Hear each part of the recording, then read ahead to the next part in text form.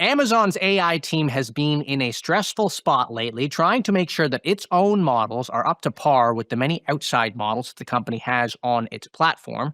That is the subject of an in depth story out today from Catherine Perloff, our Amazon reporter. And I want to bring her on to tell us more about what she learned. Catherine, welcome back to the show. It's great to have you here. Hi, Akash. So, we've talked a little bit about Amazon's Nova models on this show. It's not the model that we really think about first when we think about, the leading companies, and yet this is AWS. So, how good is the Nova model family? It's a loaded question, but let me know what you found.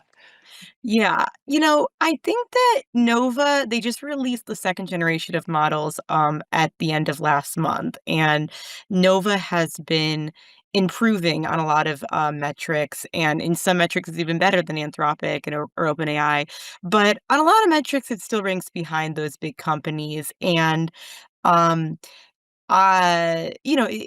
people external customers I talk to, find that it's kind of reliable, it does the job, it's cheap, but it's not state of the art, which is why, some employees who work at Amazon have actually taken to calling, Nova Amazon Basics, which is a little bit, cheeky because Kind of a that's sort of dig. Kind of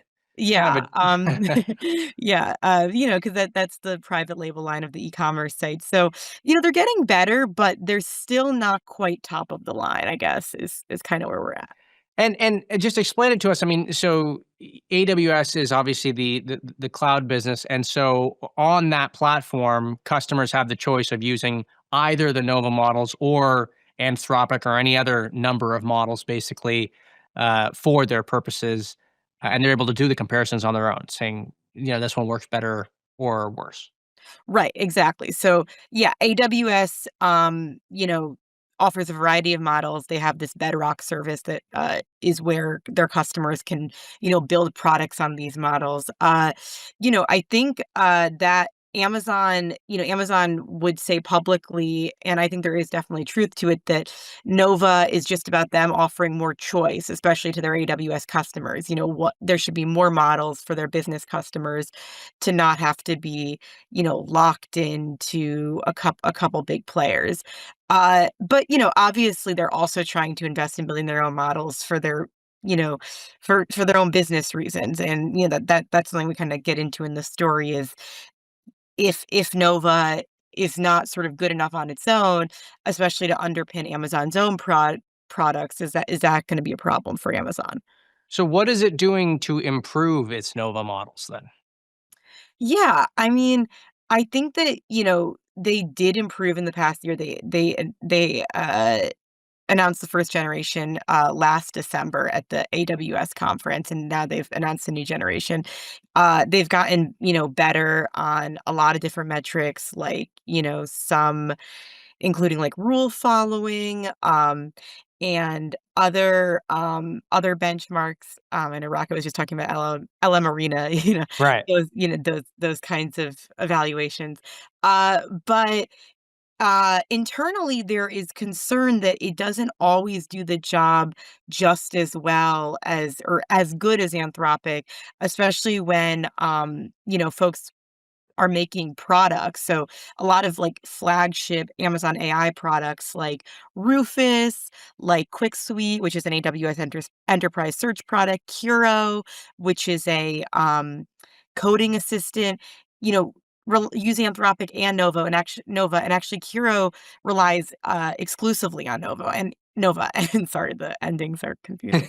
And I talked to some of the folks, who had worked on those, and they said that AWS leaders want them to build more on Nova because they're worried if too many Amazon products are built on Anthropic, those products won't stand out on the market when any company can build products on Anthropic. And Nova is sort of Amazon's special sauce. So they are also making it available to other customers. And they've been instructing their employees outside the AI lab to work on kind of fine tuning, post training the Nova models to improve them. And, make them kind of up to speed. And, some of the people I was talking to weren't working with the newest generation of Nova models. Some of them were working with models that were kind of coming out this year, but maybe not quite the ones that were announced at reInvent in December. But nonetheless, they had found that, they're post-training these models, but they're not always doing quite as good a job as they want them to. For some things, they're okay or even, better, but for not everything, and that's why there's had to be some reliance on Anthropic. So let me ask you this: you've just started covering Amazon in the past couple months, and this was one of your first of many, I'm sure, deep dives into the AI business. And I've always really tried to understand, what happened that sort of had AWS, in some cases fall behind, I guess, in the AI conversation, in a way that the other cloud providers didn't. And I wonder, as you sort of coming into this beat fresh and looking at this, what is your sense for what happened at AWS, and why they haven't been at the top, the way that GCP or Azure have been in the AI conversation? Yeah, I mean, well, Google has the advantage of being one of the inventors of, this Yeah, technology. yeah. Um, Microsoft has really thrown its weight behind OpenAI, and their relationship with OpenAI is more in depth than Amazon's relationship with Anthropic. I mean, Microsoft has also tried to develop its own AI models, but it's had this sort of very deep partnership with OpenAI and certain exclusivities to that partnership, which Amazon and Anthropic, you know, um, I guess, It's a newer partnership, yeah, really. and Anthropic has also been cozying up to Microsoft and to Google.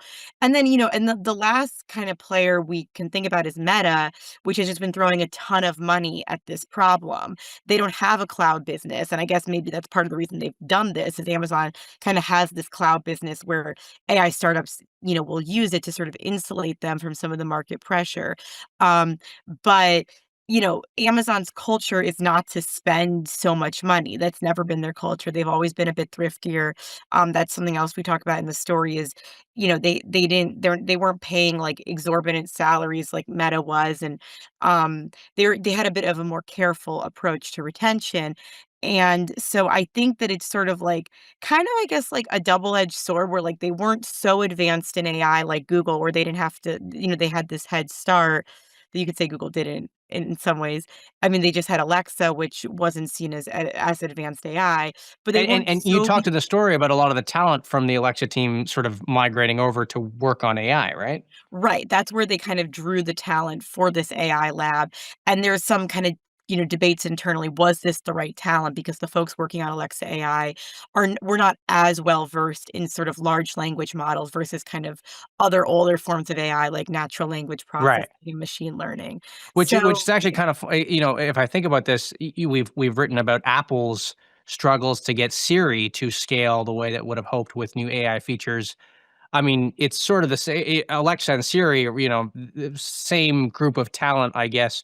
You could make the argument that maybe relying on that type of talent to scale your AI strategy maybe hasn't boded well for both of these companies in Right. that Yeah, case. I think, I mean, to be fair, Amazon has done some of those sort of hiring licensing deals. They did one with this agent specialist startup Adapt last or 2024. We're in 2026. Yeah. Um, and they also work with a robotics AI company, or they did the same with a robotics AI company, Covariant. Um, but yeah, I think people have made the Apple comparison. And I mean, just to kind of show how this strategy is in flux, last month they announced new leadership for this AI organization. The person who had been leading it is leaving.